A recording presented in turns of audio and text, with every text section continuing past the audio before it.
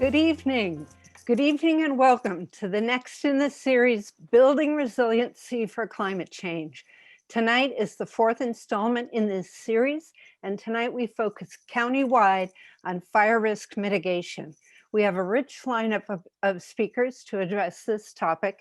This six-forum series is co-sponsored by the San Mateo Flood and Sea Level Rise Resiliency Agency, also known as OneShoreline, and the Leagues of Women Voters in this county. It's my pleasure to welcome you on behalf of the Leagues of Women Voters of San Mateo County. I'm Tracy Clark, president of the League in the South County. I'm also welcoming you on behalf of Marie Baldessari, president of the League of Women Voters in North Central San Mateo County. A couple of the usual technical items. First, this meeting is being recorded. In addition, there will be a question and answer session following the presentations. You can submit your questions in the Q&A forum. Simply click on the Q&A icon in the bottom of the Zoom window.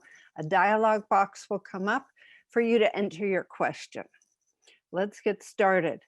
The League of Women Voters is well known as a nonpartisan organization whose mission is to help educate our communities on critical public issues. To that end, the League is delighted to undertake for the first time a county-wide community discussion on the impacts of sea level rise and wildfires in order to plan our community response. We hope we are gaining a repeat audience for these as we move into the second half of this series.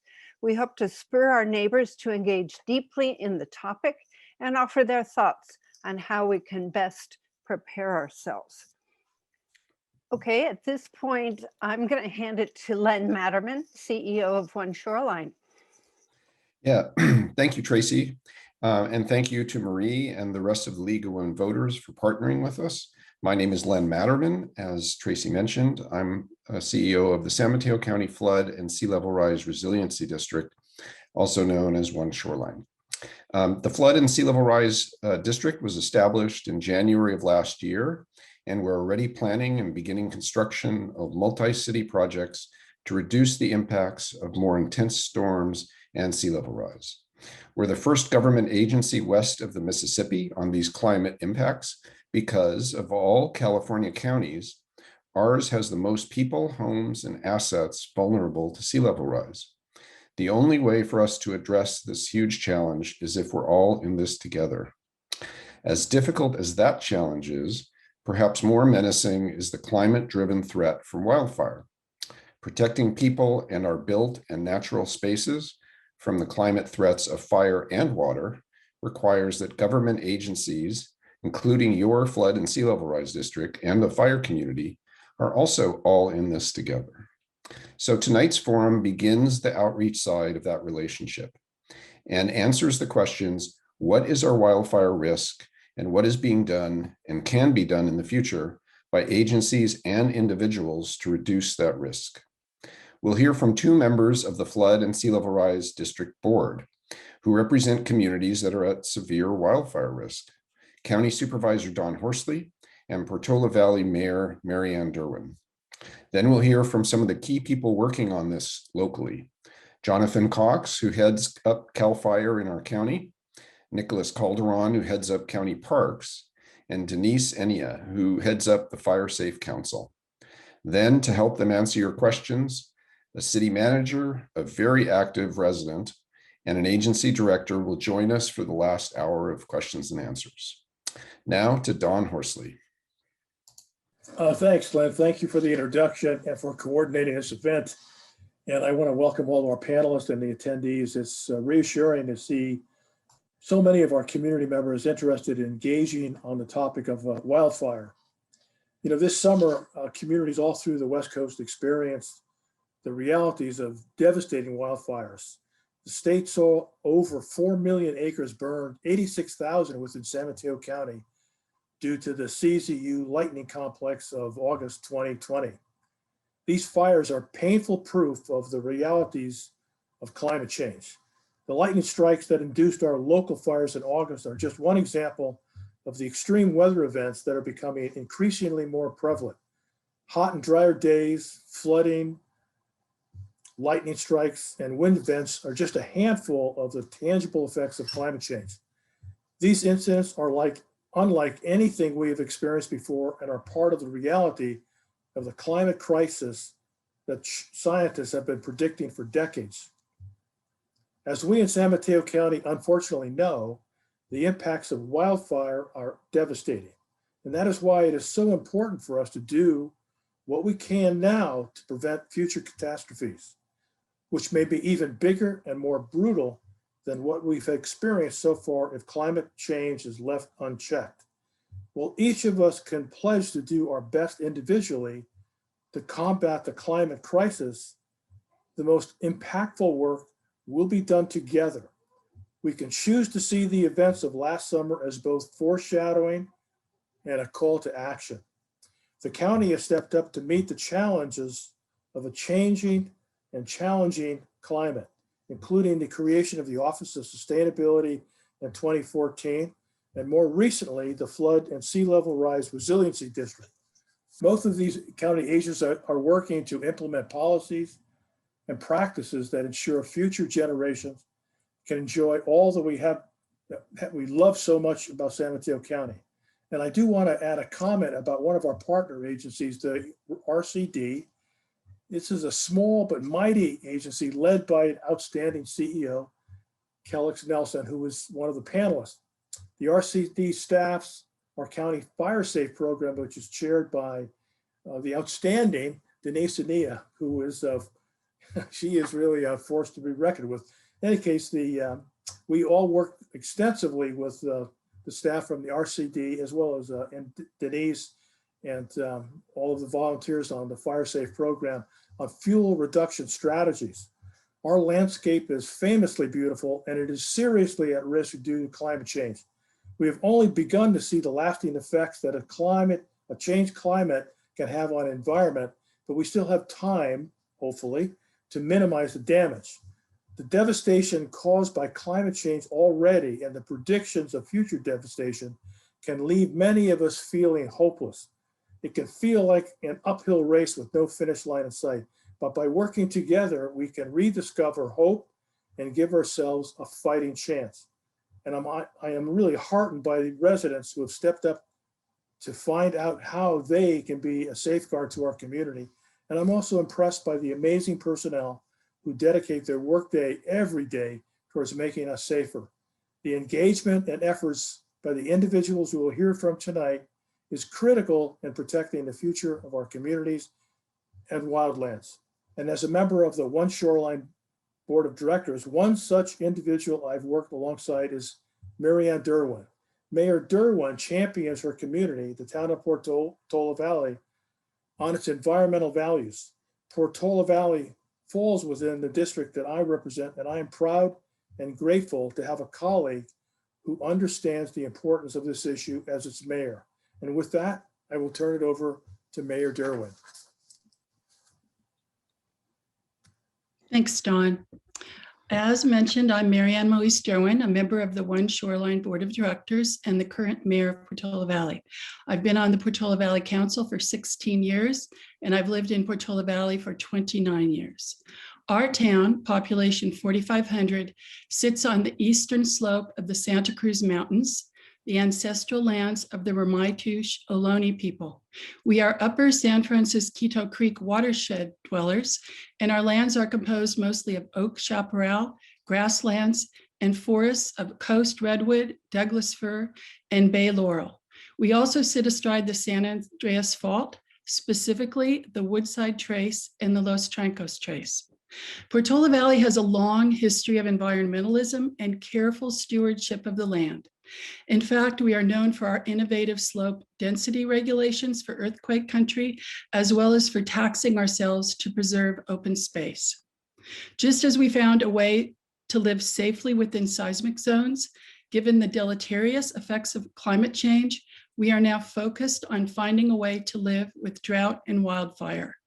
Fortunately, both the town and OneShoreline are working together to reduce the impact of these major threats. But it's a tricky balancing act for us as we figure out how to accommodate increased housing numbers while mitigating the wildfire risk of living in the WUI and simultaneously helping residents keep their homes insured as traditional insurance carriers flee in record numbers. As a person responsible for the safety and well-being of 4,500 people and a homeowner in the WUI, this has become a central issue of importance in my life over the past few years. I live on 3.5 acres at the top of a canyon filled with poison oak, chamise, broom, and coyote brush. In insurance parlance, I live in a high-value house in brush, which makes me, like many of my fellow community members, a very poor candidate for homeowners insurance. Case in point. Last year, for the first time in 28 years, I lost my homeowner's insurance. Then in March of this year, I lost it again. My story is not unique. Perhaps the most significant improvement I have done to my property is to clear a 135-foot defensible space zone from my house, work I will continue until I have reached a 200-foot zone. I have also installed Weinberg sprinklers on the edges of the cleared lands to squelch embers, hardened my house, built a fire access gate, and become adept at creating to-go boxes. The CZU fire was an inflection point for many of us when we finally realized that if that fire jumped the fire line at Old Hall Road, it could have barreled down to Portola Valley, burning up structures, cars, and anyone who didn't get out in time. The good news is being scared to the bone is a great motivator. And we are now more than ever thinning out brush, cutting down flammable trees, hardening houses, and learning about our zones and evacuation routes. Just as there is not one specific action a person can take to decrease wildfire risk, but rather an interconnected hierarchy of actions, this is also true of a town. Our Portola Valley Town Manager, Jeremy Dennis, will likely talk about some of the work the town has done, but to list a few actions, we created a new wildfire prep committee, launched into extensive town right-of-way veg management, amended the building code to mandate new home hardening requirements, and adopted a red flag day ordinance. We've been working on evacuation planning with the Woodside Fire Protection District and other partners, while becoming very big fans of the amazing new Zone Haven tool. We've also increased communications across all platforms. Becoming fire safe is about all of us working together individually and collectively. The Woodside Fire Protection District, CAL FIRE, the county, the RCD, the Sheriff's Office, Fire Safe, WPV Ready, and CERT, OneShoreline, the town, and our community members. Even in 2021, in a seismically challenged oak and redwood forested place with dense brush and grasslands, the town of Portola Valley can become a much more fire-safe community if we listen to the experts and all commit to doing our part. In time, we can coexist with fire. Thank you. And with that, I will hand off the virtual microphone to one of our cherished partners, CAL FIRE Deputy Fire Chief, Jonathan Cox. Thank you so much, Mayor Derwin. Just to dovetail onto that, I love the line, the hierarchy of actions. I'm gonna steal that one. That was incredible. Thank you. Welcome.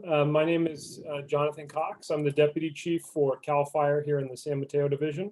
On behalf of everyone at CAL FIRE, thank you for including us, inviting me to be a part of this evening, and to take a few minutes to discuss the wildfire reality here in San Mateo County. Just want to give a little bit of an overview of the 30,000-foot view of what we're kind of contending with across the state right now, and put a little bit of local context into it.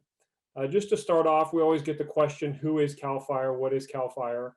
We are a state agency that protects the private lands of California, predominantly or almost all of it being unincorporated lands. So a lot of the unincorporated parts of San Mateo County, anything you see in red on the map in California. The best way to describe the areas we protect are those between the incorporated cities and a lot of the federal land that sits at higher elevations. With that, our mission is really to keep 95% of all wildland fires at 10 acres or less. We do a good job of that. However, as we've seen over the past few years with the increased number of fires, we've had a little bit of a different kind of result based on the experience these last few years. How we're structured is we're part of the resources agency at the state level. We work for the Board of Forestry. The Board of Forestry is the overarching authority for our agency. We have about a $2 billion budget. Majority of that goes towards fire protection operations, so the fire engines and the aircraft that you see. But we also have the Office of the State Fire Marshal that's a part of CAL FIRE. And we also have a very big resource management branch, which includes all of our timber harvest plans, vegetation management, and everything else that goes along with managing lands. Again, we protect private lands in California, and that's an important distinction to make in comparison to the federal government, who protects public lands. We have the largest air program in the world for firefighting, 13 air bases and 10 helitack bases, and we frequently bring in aircraft under contract. Locally, we also have CAL FIRE resources, 4 engines and a bulldozer in San Mateo County specifically. We also provide the staffing for San Mateo County Fire Department and Coastside Fire Protection District. Those are local government cooperative contracts. In San Mateo County, we protect about 70% of the geographical area of the county, both for structural and wildland firefighting. We provide the resource management and resource management expertise when it comes to really all things trees and timber related. And we are a big participant in the Fire Safe Council, ensuring that the facilitation of funds for grants between the state level and the local level is there and supported. So how we respond in San Mateo County, we have a very integrated fire response system. If you look at this map here, you'll see the red lines that are striped, and those are what we call the mutual threat zones of the county. That includes a lot of Portola Valley, Woodside, Redwood City, all the way up the peninsula. Our integrated response system here means that even if a wildland fire breaks out in a local government jurisdiction, say in the city of Redwood City, CAL FIRE will also respond, meaning that we have pre-existing agreements with the city and the city fire departments to send aircraft and wildland firefighting resources because that zone is a threat to both of our districts. That on top of the fact that we have a single dispatch system in San Mateo County really puts us leaps and bounds ahead of other parts of the state where fire integration is not as tight as it is here locally. As we look at 2020, and as Mayor Derwin was alluding to, we looked at the worst fire season on record. We lived through the worst fire season on record in California. Over 8,000 fires, over 4 million acres of land burned, which is essentially 4% of the land mass of California, and over 9,000 structures destroyed. This was the worst fire season on record that came on the heels of 3 consecutive worst fire seasons on record before that. And unfortunately, the trend in California over the last 5 years has been going in the wrong direction. The result of that was 31 fatalities that occurred on these fires and over 17,000 firefighters that were needed to fight the fires. It should be noted that over the last 18 months, we've had to call for mutual aid resources from outside of California 4 times. In my career of 20 years, that happened maybe once or twice before. It just seems to be that we're not only stressing the firefighters in the state, but also the resources across the country. At one point last year, we had every single firefighting aircraft in the United States assigned to California when we were under those red flag siege conditions. So how bad is it? 15 of the top 20 most destructive fires in California have been since 2015. And that is looking at records for the past 100 years. With that, 6 of the 20 largest fires in California occurred just last year. We had a single fire last year that actually broke the 1 million acre mark, which essentially consumed almost all of the Mendocino National Forest. What we're seeing is the rate of spread on these fires moving at rates that we've never seen before. The Tubbs fire is probably the best example in the North Bay in 2017, where we saw a fire burn from Calistoga all the way to Santa Rosa in about 3.5 hours. That same fire in 1964 took about 3.5 days to move in that exact footprint. 1964, about 100 cabins were destroyed. 2017, over 5,000 structures. We calculate that the Tubbs fire moved at a rate of spread of about a football field a minute. Only a year later, we had the Camp Fire breakout in Paradise, California. and it moved at a rate of spread of about a football field per second. And this is really probably the biggest thing that we're contending with, is with this changing climate, the rates of spread of these fires really taking off. So how do we think about all of this as a fire agency? Really what we contributed to is these two main factors. There's a climatic change occurring, and that's being overlaid on top of human impacts on the landscape. The climate changes really result in these warmer temperatures, changing vegetation, and the length of fire season increasing. And when you put that in areas where people are now living, we're now at almost 40 million people across the state, with aging infrastructure and the fact that we've been extinguishing or excluding fire from the landscape for about 100 years, we're seeing the result of this new reality, which is more fires, more destruction, and all of it happening more frequently. I won't go too much into detail about the response side, but really our tactics have had to change, because when we respond to these fires in the initial attack, our firefighting strategies aren't that effective anymore. We're really looking at incidences that are more of mass rescue events, evacuations that are required over larger areas, take more resources, and maybe most importantly, really disproportionately affect those populations that are most at risk. So what are we doing? Well, as I love that saying from Mayor Derwin, we're really implementing that hierarchy of action from the state level. The framework for what the state is doing moving forward is this California Wildfire and Forest Resiliency Action Plan that was recently released. And it includes a big investment in both preparedness and mitigation of the lands, as well as response. A few of the pictures you see on here include, more inspections, more apparatus, new mapping, prescribed burns, evacuation planning, and cameras in strategic locations. A more comprehensive list can be found here about what we're doing, but really there is no one single bullet for what is going to get us out of this predicament. It's taken us about 100 years to get into this situation between climate change and human impact on the landscape, and it's going to take quite a few years to get out of it. But we are, along with many people on this call, committed to ensuring that the actions we take to mitigate and to prevent and respond to these fires do as much good as possible to really get in a situation where we are able to combat this new reality. And just finally, as we look forward to this year in 2021, we look at what we call the significant fire potential across California. And this combines weather with fuel moistures as well as soil moistures. And really what I wanted to point out is what we're looking and concerned about right now is our late summer, early fall months. Our vegetation this year alone is tracking about 2 to 3 months ahead of time on one of the worst rain years on record. And we're highly concerned about what this fall could bring with those offshore wind events and any weather events like lightning that could occur. With that, I would just ask on a practical level that everybody does their part to both prepare themselves in their home, as well as checking on your neighbor and anyone else who might be vulnerable to ensure that they, in the immediate future, have a way out should a fire occur. With that, I want to thank you again. I'm going to pass it off to my esteemed colleague at the county and the head of county parks, Nick Calderon. Thank you, Chief. Nicholas Calderon, Director of the San Mateo County Parks Department. And I was asked to come today to talk about what is it that County Parks is doing. And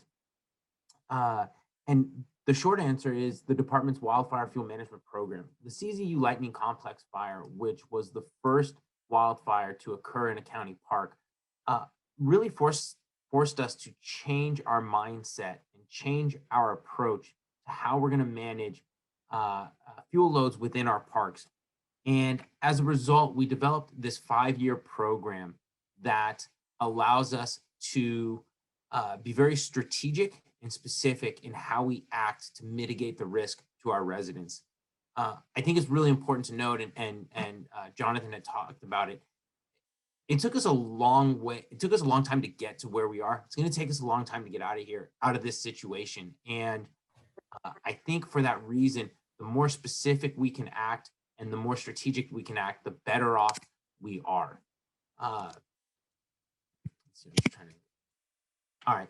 So when we developed the program, we had 4 goals in mind, and we knew that in order for the program to be successful, there were 4 things we had to accomplish. First, it needed to be a planning and a budgeting tool.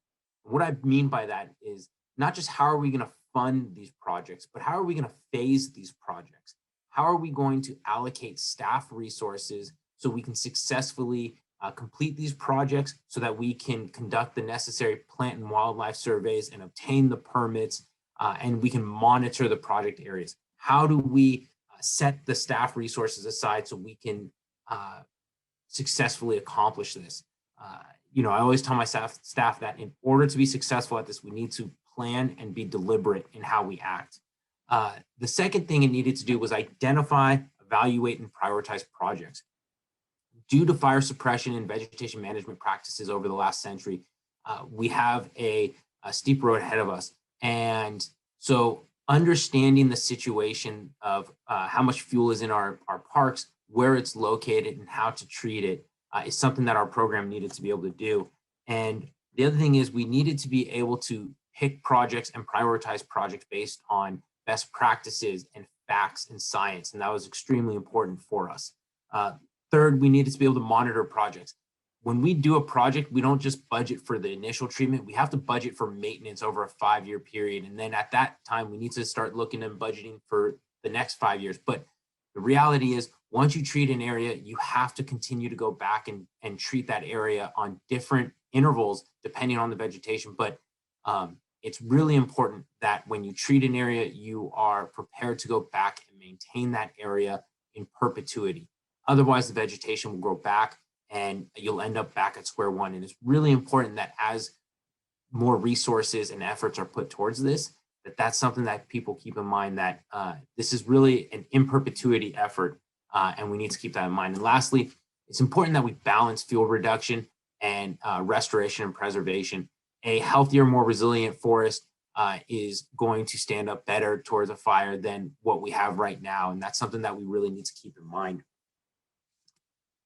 And so I talked about the need to prioritize projects based on facts and science and data. And so we developed a 14 criteria ranking system where a project goes through each one of these criteria and is assigned a numeric value, either on a scale of 1 to 5 or 1 to 10, depending on the criteria. And by using these features, we're able to identify the biggest risk areas in our parks and prioritize those and make sure that we are completing projects in that area as soon as possible. And using that 14-point criteria system, we developed a list of 32 projects that we are going to strive to work on and advance and complete over the next 5 years. This is the most ambitious effort the County Parks Department has ever had, but I'm very confident that with the support we have from the county and the support and partnership we have with organizations like CAL FIRE and the San Mateo Resource Conservation District, we can get very close, if not complete these projects. A great example is right now we have a over 400-acre project between Huddard and Wonderlick Park that we are doing with the San Mateo Resource Conservation District that's funded by CAL FIRE, and that's going to reduce the amount of fuel present in a significant way. And it's also going to enhance access for first responders and disturb any type of fire that were to occur, disturb fire behavior to slow that spread. So we are very, very fortunate to have great partners in the area that will allow us to complete these projects. But when you look at this list, one of the things you will notice is you'll see the word shaded fuel breaks and fuel breaks a lot. And our focus needs to be on these fuel breaks, shaded fuel breaks, and preserving evacuation routes. We have a lot of work ahead of us. And so if we can prioritize these efforts, we're able to provide what we think is the greatest benefit to the public. We often like to use these images, which we borrowed from CAL FIRE. So thank you, Jonathan, from their fuel management guide, but it really shows well why shaded fuel breaks and fuel breaks are effective. You can see how if a fire were to come through here, how it would likely stay on the ground, how you can reduce the chance of a canopy fire occurring, how first responders could stage equipment and conduct necessary containment and suppression activities, how residents who are trying to evacuate would have a clear evacuation route. And so these are all the things that we need to think about when we're prioritizing projects, when we're scoping projects, and when we're completing projects and maintaining it. So it's really important that those three factors are always in the forefront of our mind. Another great image that shows why this type of work is important is right here. And you can see how that roadway on the right, but also that roadway on the left, how there's less vegetation that's up against it. There's less vegetation that can prevent a direct or be a direct threat to that roadway. And again, we want to make sure that we are creating a system where first responders can access the interior of parks and conduct necessary containment and suppression activities. Residents can evacuate. I can't emphasize enough. The mayor mentioned Old Hall Road earlier. During the CZU fire, we saw firsthand how a shaded fuel break can be effective at serving as a fire line and keeping a fire on the ground instead of on the canopy. We saw it firsthand. We saw how it works, and it's extremely effective. And that's why we put so much of our resources and time into completing these types of projects. What you see before you is a map of San Mateo County, and that red area shows you your wildland urban interface areas and your threat areas. And you'll see that those green stars are where we have some of our parks. We have 24 parks throughout the county. 10 of them sit on that boundary. And what that means is our parks are often abutting residential areas where we have high populations. And it's for that reason that it's extremely important we put a plan together, which we have, and implement accordingly to mitigate that threat. You'll also see on this map that we have 6 parks that are identified as very high fire hazard severity zones. The reason I emphasize this is we have a lot of work ahead of us, but we have clear goals and we have clear methods for treating this area. And we anticipate treating over 1,800 acres over the next 5 years.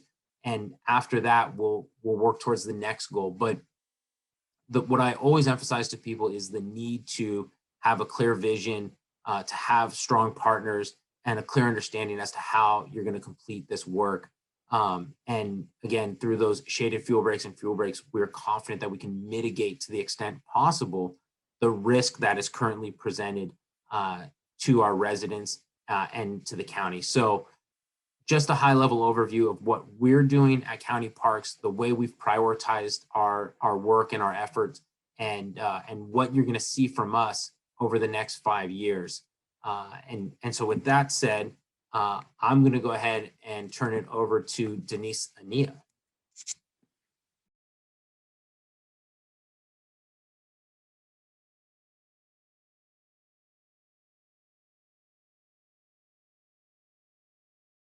Okay, hello everybody, and thank you for having me. My name is Denise Enea, and I am a retired fire marshal for the Woodside Fire Protection District. And currently, I am the president for Fire Safe San Mateo County. I live in Palmer Park on 1.5 acres. I'm in Supervisor Horsley's district and in the heart of the wildland urban interface. And I really know how difficult it is to maintain a property in ignition resistance and defensible space. So I hope my presentation here will help you a little bit. So in order to change the rate of our structure survivability, we really have to change the paradigm from built to burn to built to resist. So in order for our houses to survive a wildfire, they have to be able to prevent embers, firebrands, flames from entering and igniting the structure. It's really that simple. So to simplify the ignition process, I have 7 components that play a very important and significant role in your house surviving a wildfire. Vegetation clearance, defensible space, your roof, venting, rated doors, wood fencing, combustible siding, windows, and vulnerable decks. And so we're going to talk about these. So how does fire actually ignite your structure? Well, there's really 3 ways: direct flame, radiant heat, and embers and firebrands. So the first, radiant heat, is really simple process. It's the heat from burning structure or vegetation heats up another combustible item to the point where it ignites. So for example, if you had vegetation or another structure next to your home, when the fire gets hot enough, it burns, it heats up the structure, the combustible materials, and the other structure ignites. So direct flame impingement is also pretty self-explanatory when actual flames spread and ignite combustible material that they come in contact with. And then the third one, embers and firebrands. And embers and firebrands are small to medium pieces of burning vegetation, roof material, siding. It could really be anything. These firebrands can travel significant distances even without wind. So we're talking a mile, 2 miles, even without really any wind.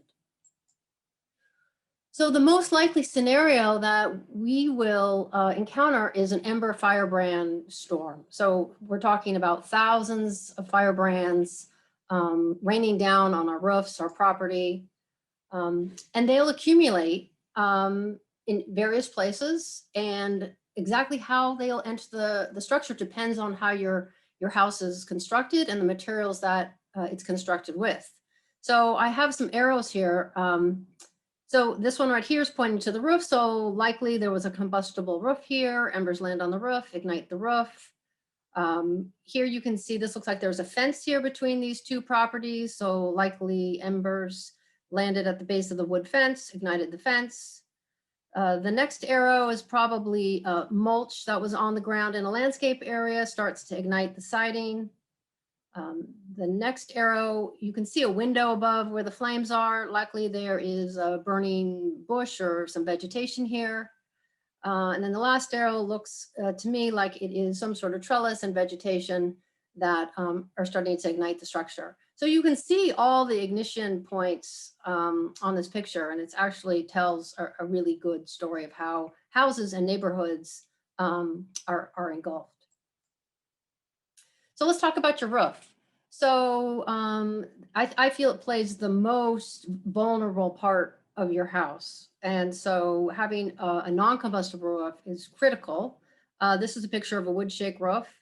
And they easily ignite with embers. The other item is debris and material that fall on your roof easily ignite. And if you have the type of construction in this picture here, where you have a valley and a hip and you have shingled construction, you'll easily ignite your house. Once the siding ignites, you have windows that are easily reachable. So roof is probably number one, and that's why I made it the first slide. Even with non-combustible roof coverings, if they're not installed properly, for example, there is no bird stop, there's no non-combustible material filling the gap here. And you can see here there's some nesting material that's been placed there carefully by a local bird. So it's very important that if you do have a non-combustible roof, that it is installed properly. So on to vents. So there's many different types of vents that you'll find in one structure. These pictures are of a gable vent right here. A lot of times venting is approximately 1/8 inch, which is large enough for various size embers to penetrate through. Now, inside your attic, there are combustible materials. There's the wood framing of your house, there's insulation, and sometimes there's unwanted material such as rodent nests and items like that. And once the embers penetrate inside your house, it might take an hour, 3 hours, 4 hours, but there is a definite ignition potential.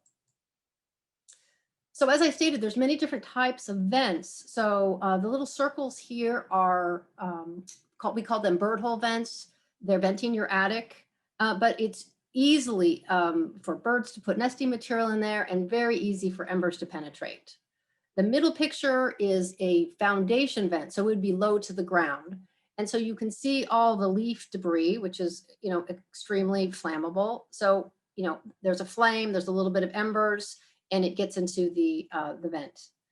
This last vent on the right is on the roof, and it's called an eyebrow vent. And there's screen inside the eyebrow vent. And if the screen is not dense enough or small enough gauge, then the embers can go right inside into your attic space. So vents are very important as well. And many houses are engulfed because of faulty vents or vents that will not allow, allow embers to penetrate. So there is a fix for this. Right now on the market, there's 3 different types of vents, Vulcan, O'Hagan, Brangard, that are absolutely prevent embers from penetrating your house. Okay, so the next item, doors. And this seems, well, what am I going to do about my door? Well, there's different ratings for doors. So for example, there's a 1-hour rating for door, and you can see this door took a little bit of char. So it had probably some radiant heat, maybe some flame impingement, but it's 1 hour. So it takes 1 hour of actually burning to actually burn through that door. So something maybe you haven't thought about is your pet door. Many of us have these doors in our installed in our garage, in our house. And if it's not of the magnetic type where it closes and kind of locks, during a fire, potentially there can be wind, or your pets can be going in and out, and embers can easily get inside your house through something as innocuous as your pet door. So fences. So this is a really good example. This house is, has non-combustible rock on the ground, it has stone, but there's a wood fence here, and it's probably attached to another house or who knows, but the wood fence is very vulnerable. So once the wood fence is catches on fire, it is attached to your home. And so it's very important that anything attached to your house needs to be fire resistant or non-combustible. So windows. So you don't want to have vegetation or materials that can burn and then heat up your windows and crack them. Windows actually have a very low heat tolerance. Tempered and dual pane windows are much more heat tolerant, but still they're not fireproof or heat proof. The area around your home, 0 to 5, should be a clear zone, because we all do have windows, and they are a vulnerability to our structure. So skylights. Skylights are very important. Many of them are operable. And so you want to make sure, if you do have an operable skylight that you do use as in operation, you want to make sure that you have a metal screen, fine gauge screen, so that embers can't penetrate inside your house. Also, very steep slope skylights, they are vulnerable, because if your roof does catch on fire, the skylight is going to have to take a lot of heat from that flame impingement and that radiant heat. They do make tempered glass skylights and dual pane skylights, and I would highly recommend you thinking about that for your structure. So decks.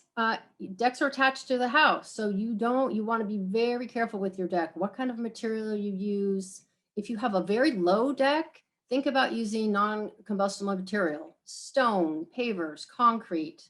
If your deck is higher and you're not able to use those types of products, think about a composite deck. And absolutely do not store any kind of combustible material under your deck. You want to give your structure a fighting chance. So vegetation, anything that can ignite and catch your deck on fire that eventually catches your house on fire is really what you want to be looking at. So siding plays a very important role. So we know that these embers are going to rain down, they're going to land on the ground, and they're going to accumulate at the base of your structure. So if the base of your structure is combustible material, there likely is going to be an ignition. Retaining walls are also susceptible. In the left picture here, they have enclosed a deck with combustible material. Their siding is combustible. They have a vent and they have a large window. So this whole picture here is multitude of vulnerabilities.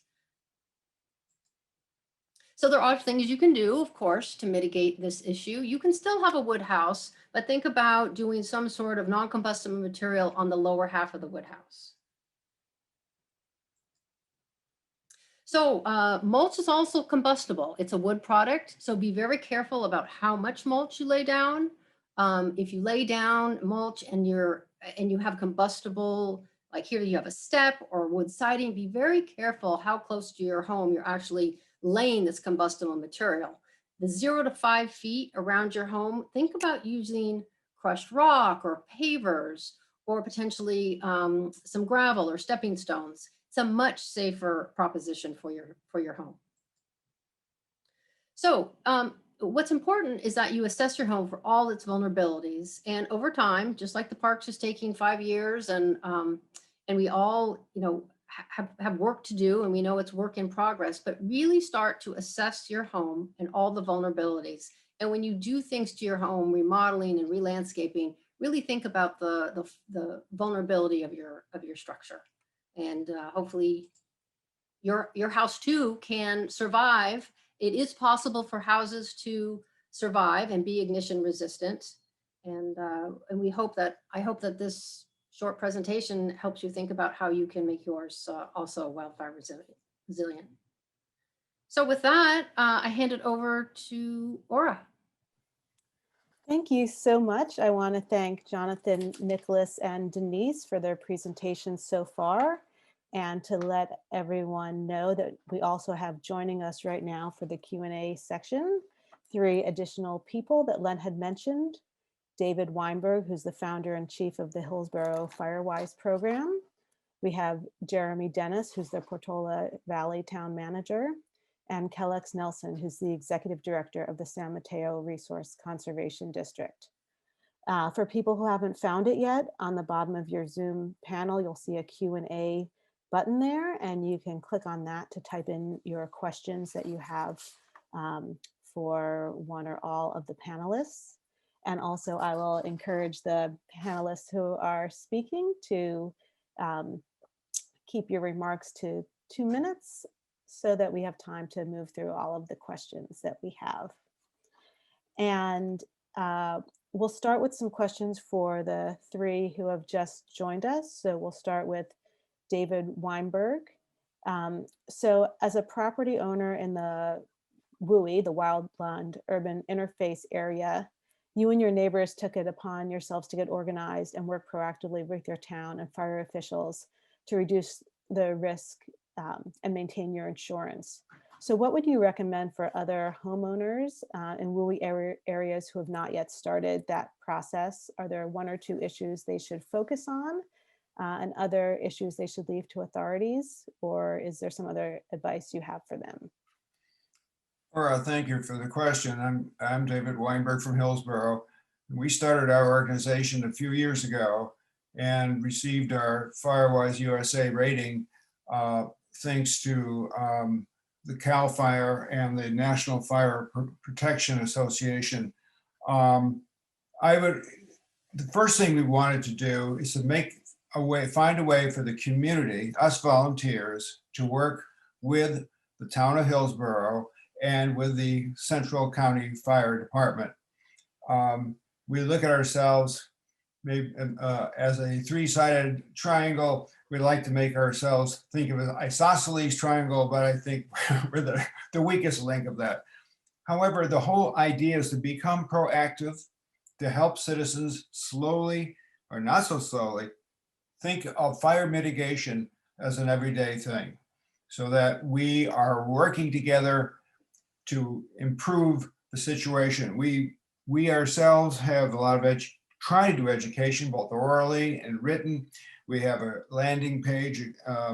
We can be reached at firewise@hillsborough.net. We attempted at first to do a dead tree survey to learn how to do a survey and what was going on in Hillsborough, and the CCFD took that on afterwards. And we wanted to help with people understanding insurance is a problem. We haven't reached the problem quite as severely as Portola Valley. We're happy to see that USAA Insurance and also now Mercury are giving discounts to USA Firewise areas.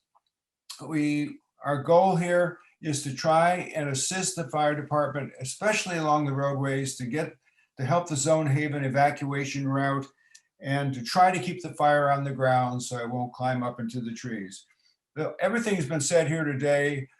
I will not try to I will reinforce by the concept that it was all wonderful material. So I will relinquish my time for the moment. Thank you so much, David. That's very much appreciated, and we appreciate the example that you and the others in Hillsborough have set. The next question is for Jeremy Dennis, the Portola Valley Town Manager. So can you walk us through what you see is the responsibility of the city or town, the local fire agency, and the individual property owner or renter in reducing the risk and establishing sound evacuation plans? Are there any land use or zoning changes that you think need to be made by cities and towns to reduce the risk of wildfire? Thank you. Well, it's a pleasure to be here tonight and to see so many of my colleagues. The level of responsibility exists across all those who work and live in communities such as Portola Valley. So for the city and town, I think there's multiple areas of responsibility. Education is a critical component of what we do. We also provide the forum for the discussions to occur, so resources can be put aside to respond to these challenges. Cities have municipal code, which is an area where we can create opportunities for further improvements. As the mayor mentioned earlier, the town is about to, town council is about to look at a new home hardening code that goes beyond the current Chapter 7A building code, which is the typical fire code you see in WUI areas. Resources for residents where that's needed, depending on the budget. In some cases, cities and towns can provide limited resources to assist residents in home hardening, defensible space, and the like.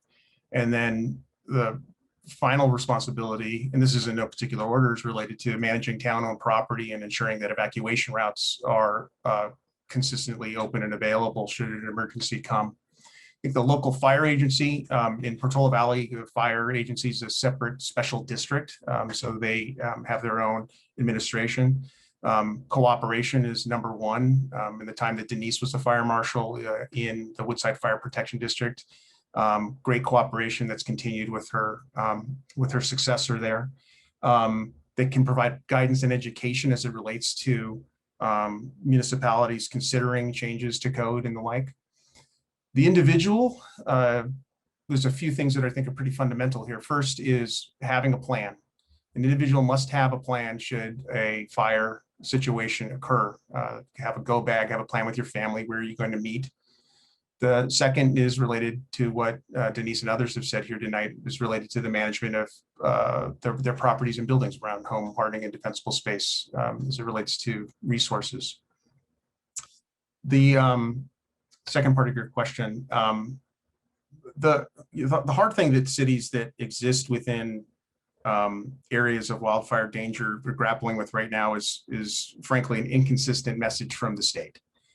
There are three things that we are told on a regular basis. The first is housing is a priority for the governor and the state legislature. So there's mechanisms that the state uses to encourage planning for housing in communities. The second is CAL FIRE. We're anticipating new maps from CAL FIRE designating potentially new high fire and very high fire severity zones in these same communities that are looking at potentially planning for housing. And the third is related to the insurance piece. We've had the opportunity to speak with the insurance commissioner of the state to hear from him on his thoughts, but those three pieces don't always fit together particularly well. So I would say that we all look to the state to find a little more commonality in these issues, get the right hand talking to the left hand a little bit more. That's my thoughts on those questions. Thank you. Thank you very much, Jeremy. The next question is for Kellyx Nelson, the Executive Director of the San Mateo Resource Conservation District. And Kellyx, the question for you, so the RCD has been heavily involved in the post-fire recovery efforts following the CZU lightning complex fire last year. And what has it learned from those efforts that we should be doing now before the next major fire? Oh, that's a good question. Is it okay if I mention briefly what the RCD is and what our relationship is to fire and then answer that? Would that be all right? Please do, yes. Okay, thanks. So, for those who aren't familiar with Resource Conservation District, we are a special district. We're a very nimble form of local government that is here to help people help the land. I typically joke that we're the best form of government that you've never heard of. And we were created to help public and private landowners best manage their natural resources. And we were created to evolve alongside changing needs of the communities we serve. So while we address water and climate and wildlife and all of these other things, a big emerging area of concern has been about forest health and fire resilience. So our program focuses mostly on fuel load reduction work. And that involves, basically a lot of vegetation management to remove dead, dying trees, like those affected by sudden oak death, and where we have interfered with natural processes and we have unnaturally dense stands of vegetation, thinning those to not only reduce the fuel risk, but also to be able to have bigger trees that draw down and hold more carbon dioxide from the atmosphere, help with climate change. But then, and of that project is that part of our programs where we've done the most work. We're treating, in partnership with others like county parks and CAL FIRE and others, we're treating about 900 acres for forest health, working on those projects, and have brought into the county about $7 million in grants from CAL FIRE, Coastal Conservancy, other places to do that, with a big investment also from the county. So, but then to your point about post-fire recovery, what we weren't expecting necessarily is that we would have this huge fire this past year and that we'd be called upon to help people with post-fire recovery, which is helping to prevent catastrophic erosion, repair roads, address hazardous trees and after a fire that might fall, to deal with water quality issues, habitat related issues, weed invasions after the fact. And what we've learned from that, but there's a lot we've learned from that. We've learned a lot of things about FEMA eligibility, what to prepare for, what funding sources or resources might be available for people, how to rebuild, what happens with their roads if they live in rural areas where they have private roads. There's a lot. We actually have a web page that provides resources for landowners post-fire. And we're actually going through a process right now of debriefing, including with our elected officials, about what we have learned, because we're expecting it'll happen again. The other thing that surprised us was we're not in the firefighting business, but we were fortunate that we actually had crews out on Old Hall Road in San Mateo County Park that was able to be repurposed and help hold the line to stop fire from spreading northward. So I think another thing that we're thinking about is when we have contractors out doing habitat restoration projects during fire season, whether they actually have the skills and the certifications if they need to be repurposed. So that's a little bit touching on your question, but also a little bit more about the vegetation work as well. Great, thank you so much. The next question is probably for Denise or Jonathan or whoever else would like to answer. One of the people mentions, Denise, you mentioned that floating embers can travel up to a mile. And apart from vital fire roads, how do the fire breaks provide much reassurance if the fire breaks are not a mile wide, and recognizing the fire breaks, due to them, we lose the loss of habitat and healthy trees. So how should people think about those fire breaks versus the embers and the risks from those? Well, there really is no environment that is fireproof. And so when we do shaded field breaks or we do defensible space around our property, what we hope is that we slow down the rate of spread, we slow down or we decrease the intensity. And like Chief Cox stated, the goal is to try to keep these ignitions 10 acres or less. And so that's what the fire breaks do. That's what the shaded field breaks and all your defensible space does. It gives the fire crews time to get out there and do their suppression job. Thank you. The next question for Jonathan or Jeremy or others. So several of you had mentioned the new Zone Haven app to help people find the best evacuation routes. So if there is a wildfire and someone loses their internet or cellular service, is there a way for them to still access the Zone Haven app in that circumstance? Or would they need to rely on some other measures? Sure, I can give that a go. So the Zone Haven platform, and I can give a shout out really quick to Supervisor Horsley. The Zone Haven platform that's being adopted across a lot of the state was actually spearheaded by initial seed funding from Supervisor Horsley before the CZU complex. So it's a little bit of fortuitous that we had it in place. It is a platform really that reduces the reflex time for us as first responders from the moment we call for an evacuation to the moment that the public gets that information. It's easy to access at community.zonehaven.com. The things that we recommend are, one, everybody knows what zone they're in. That's probably the most important piece.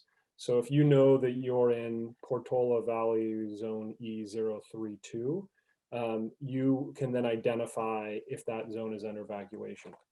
The second thing we always say about evacuations as well is there is not just one way out. And that's really hard to message because everyone wants to know the way that they need to leave. Evacuations are dictated by the emergency. So if you have a fire burning in a certain part of the county or community, it may dictate a different way to get out from that disaster. So we just recommend, one, that everybody goes and knows their zone. Two, that they have an idea of the multiple ways out of their zone. And three, that they sign up for the SMC alert. So SMC alerts is a really important component to all of this because they can actually geo-target based on those zones now. Those three things are most important. The fallback mechanism, the last resort that we use with our law enforcement partners, is actually door to door. We don't like to get to that point because if we're doing that, it's really, really dire. So just evacuate early. And if there's any concern, evacuate before you're told to evacuate. That's really an important component. So happy to add anything to that, Jeremy, that I might have missed. I know you're intimately familiar as well with it.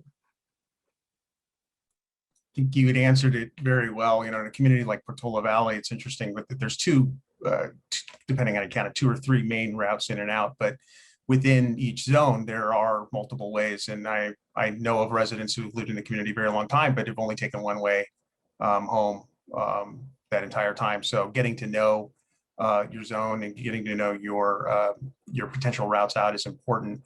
And that should happen prior to a fire. That's part of the planning effort that I think is really critical. Great, thank you. This is David Weinberg. I'd like to add to the fact that Officer Cox probably can answer it somewhat better, but there seems to be more and more cooperation and coordination of information that goes out into the community, thanks to Zone Haven, as was practiced, unfortunately, in the CZU fires.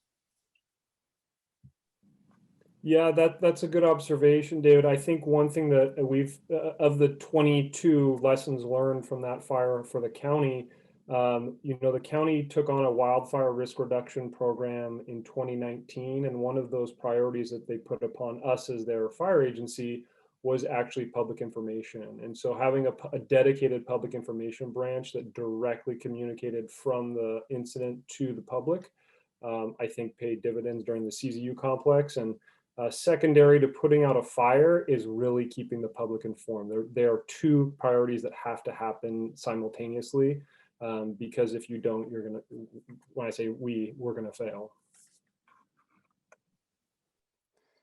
All right, thank you to everyone who responded to that. I will just mention to all the panelists, since the questions and answers are being translated simultaneously into Mandarin and Spanish. If you could speak slowly, then the interpreters, translators can keep up.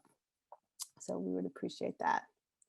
The next question is, you can think through who would be best to respond to this.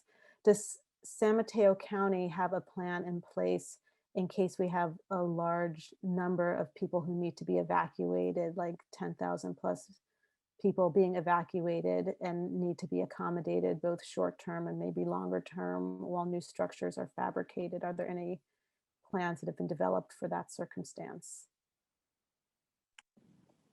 I can actually give you a little bit of an answer on that. So when we call for an evacuation on a large scale incident, we actually pull in a whole bunch of partners at that point. And one of the biggest partner agencies is the County Office of Emergency Services.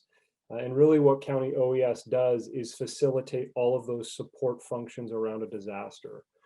In Santa Cruz County last year, when we evacuated 77,000 people, that fell to County OES to coordinate with the not-for-profits such as Red Cross to ensure that hotel vouchers were available and that needs were taken care of. So I think in the immediacy, if it's a dire emergency, getting people out is the priority, but there are those kind of support services once the disaster starts to make sure that people are housed. And that is a big role and a big component of County OES that they really kind of coordinate across the county. Thank you very much, Jonathan. Next question for Nicholas or others. And there have been some questions related to parks that are adjacent to Millbrae. So how is County Parks working with neighbors of those parks to jointly manage the adjacent wild and urban interface areas that they each control? And if a property owner has a particular concern, is there someone they should be contacting within county parks? Yeah, so with regards to contact, you are always welcome to contact myself, and depending on the nature of the question, I will either be able to answer it or get you connected with someone on my staff who would be better suited to answer that question. And I included my email in the chat at the beginning, so I can also add that again. With regards to what we're doing with neighbors who live adjacent to parks, when we're doing that work, we do push out a fair amount of information before we start. Not just because we want neighbors to understand the work that's going on, but oftentimes when you do fuel reduction work, you're going to create a lot of noise, a lot of dust. Sometimes that gets mistaken as smoke. Sometimes you'll need to shut down roadways. So we will, if we're doing work adjacent to a park, we will be pushing out, or I'm sorry, we're doing work on a park, we will be pushing out information to the neighbors and providing both information on what we're doing, but also provide a contact information for that specific project. We find that that's typically a very effective way of going about that. With regards to Junipero Serra Park, which is in San Bruno and Millbrae, we have 5 projects on our wildfire fuel management program list. And we're actually in the middle of an evaluation process to secure funds from FEMA to do a considerable project along the Millbrae side that would reestablish a shaded fuel break that has kind of long been overgrown. So we're really optimistic that based on our application, we'll be successful there. And if so, then we will start a public process around what that project is, what that project isn't, the timing for it, and how you can collect more information. Great, thank you, Nicholas. So a follow-up that might be for you or others. So in addition to those shaded break areas, there's a question about how controlled burns fits into this scenario. So are there also controlled burns going on throughout the county, or is, or please address that. So I can speak to county parks, although I have a feeling Kellyx or Denise might be better suited to speak to it outside of county parks. We do not have any county parks that are ready to do a prescribed burn, aside from maybe Pescadero Creek County Park, which suffered from the CZU fire.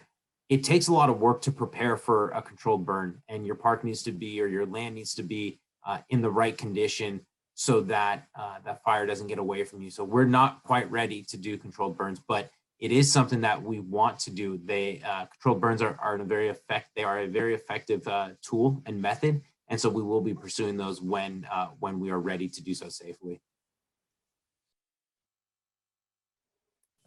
I posted an answer to that in the box about the partnerships that we have going on with state parks to help facilitate indigenous cultural burn practices on some of their lands, and also our partnership with Cal Fire to begin to develop some of those opportunities on other private lands.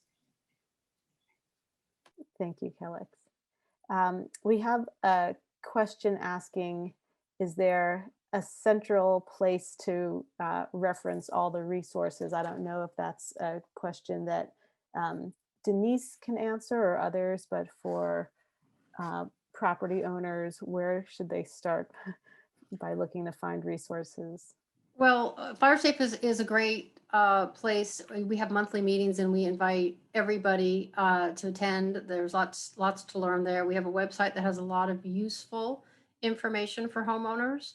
But I also encourage people to, to contact our local fire department, go to their local fire department's website. Each fire agency has their own code, their own fire code with their own amendments, and it's important to know what agency you're working with and what you can do and what you can't do. For example, many of the local agencies you can't have, you can't do any pile burns or things like that.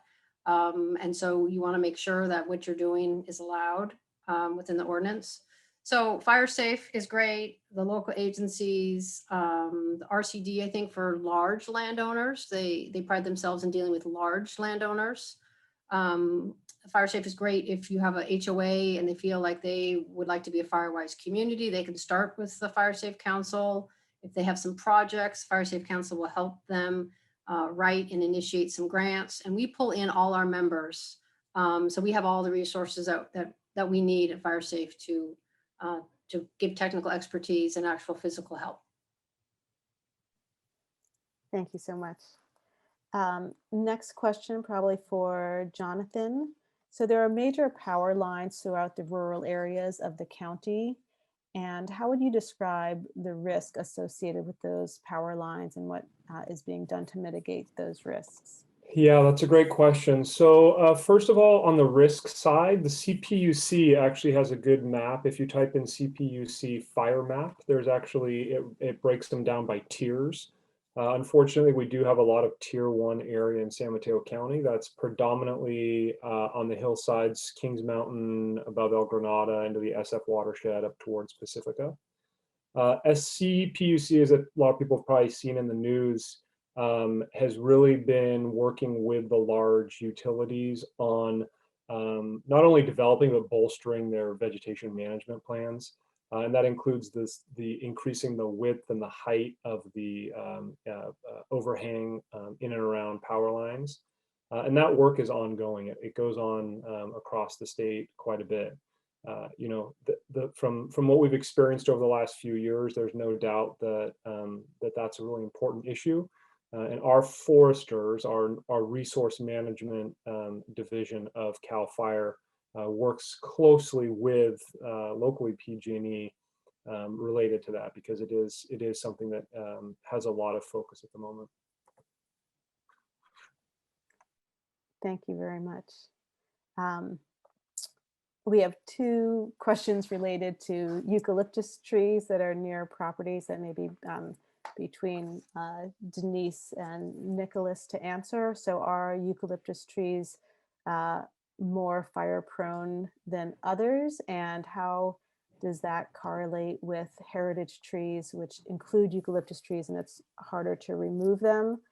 Is San Mateo County going to make it easier to remove non-native, non-heritage trees to reduce fire risks? Well, I can start and have Nicholas follow up. There are certain towns and municipalities that do have very specific ordinances with their trees. Portola Valley and Woodside are very good about invasive exotic trees like eucalyptus, and the process for removal is actually quite easy. The San Mateo County is actually working diligently on their ordinance to try to make it much easier for residents to remove invasive, exotic, fire-prone, and target hazard trees. Eucalyptus get a bad rap. It's mostly because of the oils that are inside the tree.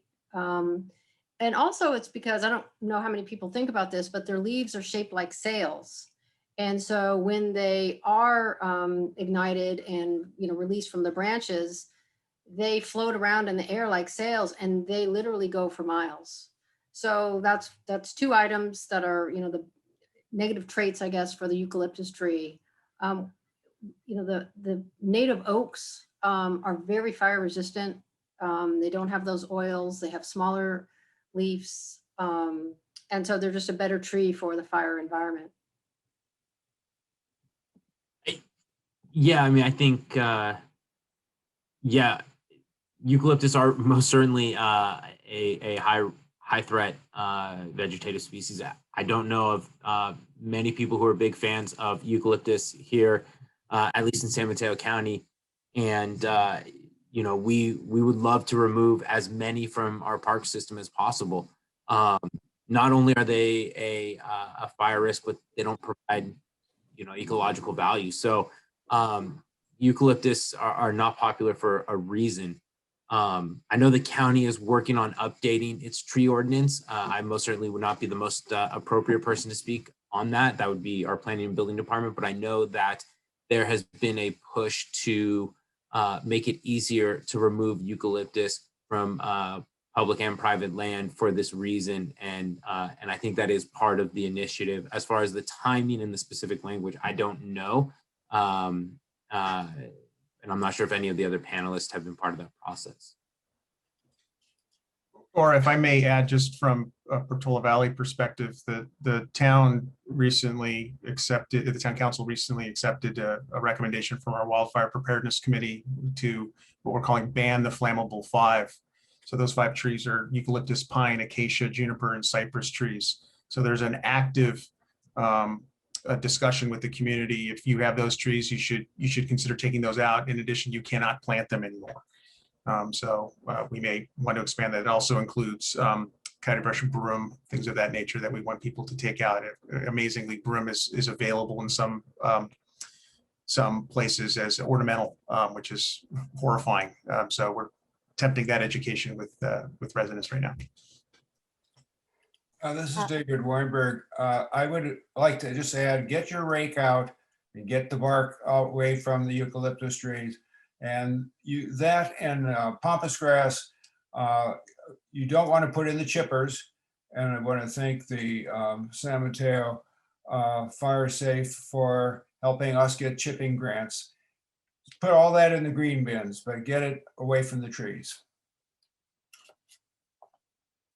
And Kellyx, did you have something to add? Yes, I did. Thanks. 2 things. One is regarding the county's tree ordinance. So the county had been working on rewriting that tree ordinance, and I think is still thinking that through. And then in the interim, also the RCD has been working with the county on trying to develop essentially a master permit to comply with the ordinance that exists, to see if there's a way that the RCD can basically then share that master permit with people who are doing fuel load reduction work or removing invasive trees like eucalyptus. And then the second thing I wanted to know is that for those who live in the coastal zone, we've been working on, we've publicly noticed a public works plan, which is essentially a programmatic approach to getting coastal development permits for removing these fuel load reduction projects and removing eucalyptus trees and that sort of thing. That uses, there's the CAL FIRE has a programmatic environmental impact report for these vegetation management projects. And then there were additional requirements in the coastal zone that we can address through this programmatic permit. Anyone who's interested in that, I'll put something in the chat. If they're interested in seeing that plan or learning more about it, I'll put the website in the chat box. Thanks so much, Kellyx.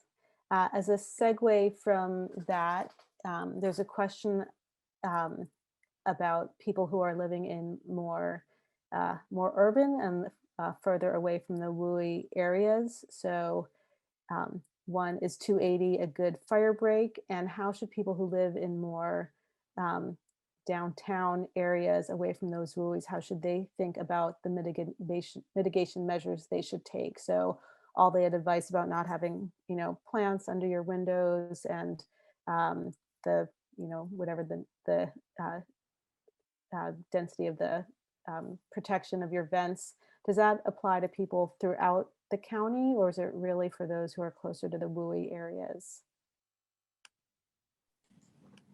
I can take that one. So I think kind of two pieces of this. California is a Mediterranean climate that wants to burn. I think the natural return interval of fire pre kind of development of humans was really, fairly frequent. So even though it may be urban now, it doesn't mean that it's not completely immune from fire. And I'll give a firsthand example, which is Coffee Park in Santa Rosa. As a firefighter, if you had put me in the middle of Coffee Park a month before that fire came through there, I would have said there's no way this community is in danger. And having been there that entire night, I'm astounded as to what fire can do under those extreme conditions now.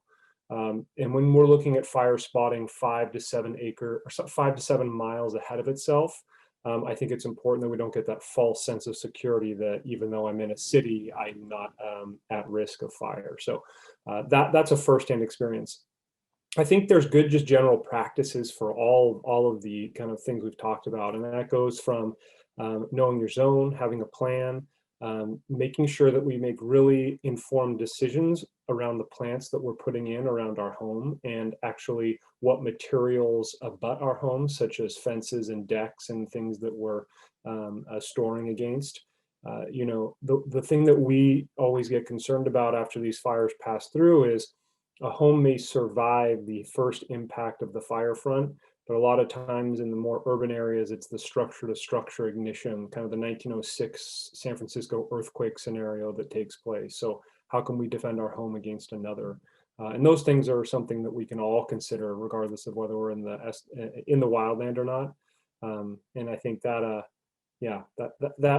I wish I could say that there was places that I wasn't concerned, but as a firefighter, I see danger everywhere.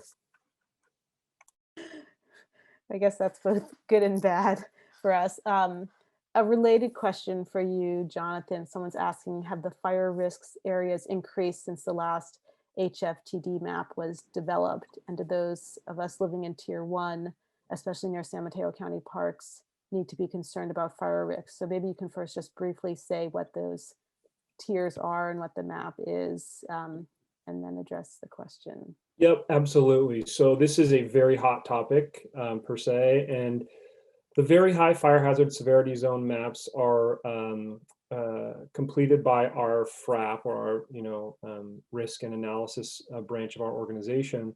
And really they came out of the Bates bill after the 1991 Oakland Hills fire that said every piece of land in California is going to get evaluated on a scientific basis to look at the fire risk of that piece of land, which was a pretty big step forward because we have to make determinations for incorporated cities across the state, which you can imagine with jurisdictional responsibility is a fairly complex process. So the last maps that occurred came out in 2007. They are under review right now, and I don't want to put a date on when they might come out, but we do know that it's imminent in the near future. Those are recommendations for local governments as to what CAL FIRE views their risk to be. After they come out with those recommendations, each city will have the ability to either adopt them as they have been presented, or make their own findings and report those findings back to the state. And really the reason this is important is because, as Jeremy said, Chapter 7A of the Building Code applies to the very high fire hazard severity zones and incorporated cities. And now with the additions of the defensible space requirements that the state and the fire marshal's office is pulling down, it's also going to have impacts for defensible space in incorporated cities. It will apply across the unincorporated areas that are state responsibility lands, but where it becomes a little bit more of a kind of dynamic, I'd say dance is probably the best way to put it, is in those incorporated areas. But high level, we should have new maps by the end of the year, but there will probably be some robust discussions that follow up. Thanks very much. The next question is for Denise or others who want to answer this. So we've talked about a lot of the policies for creating break areas and other safe areas. We haven't talked much tonight about development policy. And so in terms of more building going up in areas that are already high fire hazard severity zones. What's the role for development policy in all of this, and is that in sync with our fire protection needs? Well, each city and county would have their own zoning plan and their own, development plan. And as Jeremy pointed out in the beginning, is that the state is really pushing a lot of development, and they haven't said, oh, we want you to develop it. We want you to develop in safe areas. They leave it really up to the towns, but at the same time, they give the towns quota. And I think probably Jeremy and Mayor Derwin could really elaborate on how difficult this is for the towns. Of course, the fire agencies, we want development. We new houses are usually safer, but we want new houses in really safe places. And, sprawl into the WUI is difficult in terms of, fire suppression, doing a lot of mitigation, a lot of defensive space. You have to really have these structures hardened. There's not a lot of infrastructure in the wildland urban interface. There's not a lot of fire hydrants. The roads are very narrow. It's very, very difficult to do fire suppression in some of these areas. So it's a fine line. As a retired fire marshal, as a fire person, I'd prefer to have, more housing in the suburban areas, maybe going up in some of the urban areas, and to have lots of space around each house. The fire code talks about 30 to 100 feet of defensible space. So it's a difficult topic in California, but one that I think is more and more being talked about, and I hope we're able to come to a good, safe compromise. Thanks very much. There's a question for what resources are available for low-income homeowners or renters who don't have the resources to improve their properties. And I know there was a brief mention of that, but if anyone could give a little bit more information about resources that people can utilize if they need assistance in making their properties more fire safe. That's a good one. There's not a lot of the resources in terms of for financial aid for, elderly or handicapped or, or low income. There are some grants that they do like information to know if the community is underserved or if it is a low income community. But there's really no specific programs to just help specific people like I listed. I think California is trying to revamp their grant process, and a lot of money is going to, come from the state. And I hope that they do give us some more freedom of how we disperse that and what work we actually do. Because most of the local, the fire agencies and the councils and RCD, we know the people that really need the help and where the projects need to go in, and we just need the flexibility to be able to do that. And I'd love to see a program that helps, kind of lower income and the elderly with their homes and their properties. Or I can actually add to that if you don't mind. I think about 2 weeks ago, Cal OES, the California Office of Emergency Services, announced that I think in the May budget revise was a proposal for them to roll out a home hardening for socially vulnerable populations across the state. So I think that is definitely being talked about at the state level. I think it's really just in its infancy, and as we know with a lot of state programs, it takes time to roll down to the local level. But a very valid question. I think OES is definitely having that on the front of their burner. Great. I will ask the last question before we close up for the evening. Is there anything being done to provide more options for evacuating the coastside communities for access away from those areas? Yeah, if I had my way, we would have a lot of additional ways to get off of the coast for evacuations. Unfortunately, we are saddled with the infrastructure that we have. Our plans that we talk about, fairly lengthy conversations with our law enforcement partners and our chief officers, really come down to a few basic things. One, evacuating large areas very early. That's kind of our core philosophy, is we got to get people out quick and early.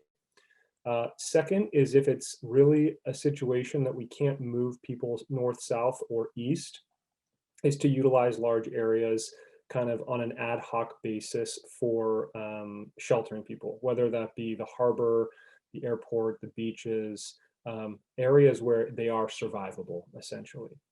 And those are really the kind of our areas of focus, is making sure we do it early, making sure that we do it widely, and then making sure that we utilize areas that we don't have kind of as our primary, but more of an emergency basis. Very valid question, but I think the thing I can reassure everybody is that it's a conversation and a lot of planning that we talk about both internally and with our partners, because that exact scenario does run through our mind. Thank you very much.